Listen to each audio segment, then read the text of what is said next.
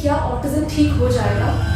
ये देखिए, इसका जवाब बहुत सेंसिटिव भी है, बहुत इमोशनली भी मैं समझता हूँ कि पेरेंट्स ये समझना चाहते हैं। मुझे ऐसे लगता है कि ऑटिज्म अपने भी इस, अगर मैं पिछली जर्नी में देखूँ कि जितने बच्चों के साथ, जितने पेरेंट्स के साथ मैंने काम किया है,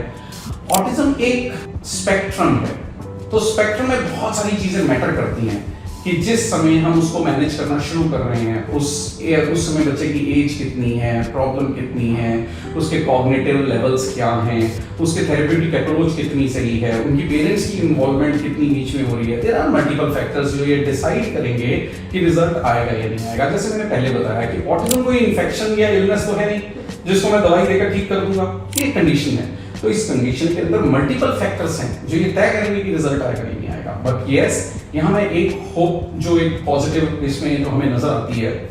इसमें बहुत सारे ऐसे रिसर्च एविडेंसेस या ऐसे जर्नल पेपर्स हैं जिसमें मैंने ये स्टेटमेंट देखी है कि बहुत सारे बच्चे जिनको कि अगर अर्ली इंटरवेंशन यानी कि बहुत स्टार्टिंग दौर के अंदर बहुत अच्छी थेरेपी, और ये जितने भी फैक्टर्स मैंने सारे बोले अगर वो सारे सपोर्टिव हैं, तो ऐसे में से बहुत सारे बच्चे आउट ऑफ स्पेक्ट्रम भी हो जाते हैं। बट यहाँ पर अगेन कोई भी चीज़ की क्लेम करना, कुछ भी कहना सच में बहुत दिक्कत है, क्योंकि यहाँ पर जैसे मैंने आपको भी इतने सारे फैक्टर्स बताए हैं, तो ये सब डिसाइड करेंगे और टाइम बताएगा कि इसमें रिजल्ट आता है या नहीं आता। तो अगर मैं इसको बात करूँ कि स्ट्रेट फॉरवर्ड, तो इसमें हाँ या ना में कोई जवाब नहीं है। बट येस, अगर सही तरीके से सारी अप्रोचेस काम करती हैं तो बहुत सारे बच्चों में फ़र्क आता है, कई बच्चों में नहीं भी आता है, कई बच्चों में कम आता है, कई बच्चों में बहुत ज़्यादा आता है। तो मुझे ऐसा लगता है कि बहुत सारी चीज़ों को हम ओवर क्लेम ना करते हुए एक बार पूरे के पूरे सिस्टम से अपना 100% दे देते हैं और फिर देखते हैं कि हर बच्चे के हिसाब से विद दैट टाइम कितना फ़र्क आ रहा है। और एक चीज़ और, जब मैं ये कहता हूँ विद दैट टाइम, अगर हम देखें तो ये टाइम का तो हमें सालों साल नहीं देखना है,